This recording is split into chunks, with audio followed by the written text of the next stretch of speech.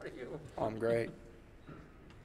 What showed up in the last 10 or 12 minutes of film from the game on Saturday? Yeah, I'd say like physicality wasn't where we needed to be. I'd say on the defensive side for us, when teams tried to drive the ball or when they were cutting, we need to do a great job being physical on those drives. That's where we've been good, is being able to have like a collision on the drive so we don't have it be a straight line drive. So they were getting us both on cutting and on those drives. And I think offensively for us, it's the same thing, being physical on our cuts. So, like, we got a few back cuts and things along those lines, but they were bodies in front of our bodies. We've got to be to, throw our hands up, have some physicality to how we run offense. That's something we've done a pretty good job of this year. We've gotten to the foul line at a reasonable rate and certainly didn't do that. So I think the physicality on both ends has to be a level higher for us to be successful later in those games. I think that was probably the first time, maybe all year, that the defense disappeared for an extended amount of time. Yep. Why do you think that happened with the guys? I mean, was it just a tough situation on the road or what? Yeah, I mean, I think a couple things. One, I do think that we started thinking instead of just being the aggressor. Hey, this cutter's going, who should take this guy? Who's got this drive? So there was some where we were thinking more than just, playing and being the aggressor, which is what we work on every day. I also believe that there's, when you're on the road, there's different challenges that come into play, and so that affected us. We've only had the one true road game up to this point. And then I do think there was some physical fatigue that set in. I mean, what we're asking of a guy like Isaiah Brockington and playing 38 minutes and to do what he does across the board. So all those things probably contributed to it. We've got to get back to being the aggressor, the team that's, dictating, setting the tone. That's who we are as a basketball team. Does this game have any, has Tristan talked about this game at all to you? Or? He hasn't. I mean, look, obviously, we're all competitive, and I'm sure that he knew there's going to be a chance to go back there and play this game. So we just hope that competitive spirit comes out and shows in everything that he's done. But he hadn't specifically brought up anything pertaining to this game with me. What do you remember about the last time about being down there? I don't. Did you play there when you were at UNLV? You did not, did you? No. I just say, like, when you go to any place on the road, especially there, that you can't get caught up in the environment. You've got to eliminate turnovers by being physical, cutting hard, doing the things that you need to do. The game speed is really fast on long rebounds and turnovers, so you got to sprint back and transition. So you can't let those things come into play. I mean, the court's the same size. I get it. It's a environment where people come out and support their team. At the same time, if we're the aggressor and we're the more physical team, we can dictate the game that we want. What does it say about the caliber of everyone in the Big 12 this year that this game doesn't necessarily, it's road trip to Allen Fieldhouse, oh my gosh, it jumps off the page. It doesn't jump off the page because of how challenging every single one is, especially early. Yeah, every night out is tough, and certainly to your point, we've had some tough ones already. I know that, Kansas has been a good team, and so, I know to our fans maybe, or to whoever that might feel different, but every game's a challenge. Every night out's going to be tough. Every team's physical. I think at first, when people look at the league, they don't believe that to be true. But now that we've seen 3 league games and then throughout the league, you see every night out that there's teams, it's going down to the wire. The home team has been successful a lot of times. It's tough to win on the road. So I just think the Big 12, I've been here a lot of years, it's been really good. And right now, the identity is it's really good defensively across the board. It's really, a challenge to score on the road. And so you've got to make sure that you're doing everything with intent and physicality from start to finish. TJ, you started 12-0, now you have a little adversity.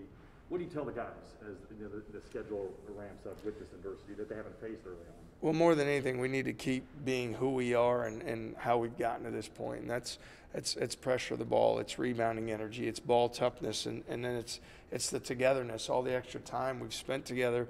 You want that to come out when things become more challenging. And so we knew that there was going to come a time we lost a game. We knew, that our league, how good it is, and especially the start of our league schedule. So, at the end of the day, we just have to keep working hard and getting better. better and be focused on how can we improve every day, not as caught up in what some of the outcomes may or may not be, because everybody's going to take losses. It's going to be a tough season in the Big 12. What kind of challenge does McCormick and Lightfoot present back in the paint against you guys?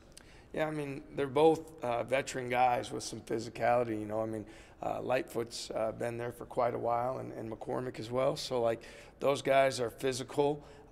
They are guys that play really hard. I know that, you know, now obviously they've gone to Lightfoot more in the starting lineup and McCormick off the bench. So, you know, they're effort-based guys. They're guys that are going to be physical on the boards, offensively and defensively. They're guys that finish around the rim. So, you know, they pose a physical challenge, and we need to step up and match that challenge. There was a time when players transferring within a conference was controversial or scandalous, and I mean now it seems like it's probably going to be closer to the norm. What does that do for a league? What kind of dynamic is that when you guys are already all trying to kill each other and now you're going to be recruiting each other's players? Yeah, you know, certainly we had one player come from Kansas, and they had one come from here. I think we all realize that's just part of how this is going to be right now. We're all competitive. We all want to put together the best team we can and then play at the highest level. So, you know, variables change. We all have to adapt, and that's the way the rules are at this point. So everybody's got to work to follow the rules and then use the rules to the best of their ability to put the best team together and play their best. So it's just another thing that we have to, you know, we have to hit head on. You say at this point, are you in favor of the portal? I think the transfer portal is good because I think, you know, young people should have the opportunity to play where they feel is best for them. If they're to come somewhere and that's not what they believe is in their best interest, I mean, I feel like I would be a hypocrite. I've had an opportunity to go places that I've wanted to go that I feel like is best for me. So I think that, you know, I'm not for or against, but I understand why the rule is what it is. And it's you know, when you have a one-time transfer opportunity, if you're not in the right spot for you, you have a chance to try to find that right spot. So I'm a big guy in accountability. I really believe in trying to hold people accountable and staying the course and fighting through adversity. At the same time, the way I was brought up and did things or was taught to do things may be different than the way they are now. And so, like, I don't think it's a negative, like I know a lot of coaches do. I just think it's a chance for guys to find the right spot for them and then move forward. Given all that, how is it understated? I mean, because teams can fill gaps with experienced players, and a true freshman like Tyrese comes in at a key spot. Do people underestimate the challenge that he faces adjusting to the speed of the game, the IQs of so many experienced players, and you know, his evolution has, I guess, been kind of remarkable. Maybe. Well, certainly there's been, I think, even in this environment, when you look at guys like Monte Morris and Tyrese Halliburton, I mean, those are two starting point guards in the NBA and probably two of the best in the NBA in terms of running a team, taking care of the basketball. So I think sometimes that also skews what we realize how tough that is. You know, went through over the break and looked at all the top 6 conferences, and I think there's maybe 22 freshmen starting in all those leagues, and like 5 of them, 6 of them are point guards. So when you really think of what we're asking of Tyrese Hunter, it's a tall task, and he's continuing to get better, and he's a competitor and loves the challenge. But there's a reason why the Big 12 is the best league in the country, and one part of that reason is everybody's old. Everybody's playing experienced guys. There's not very many freshmen or even sophomores playing on the teams in this league. Take one more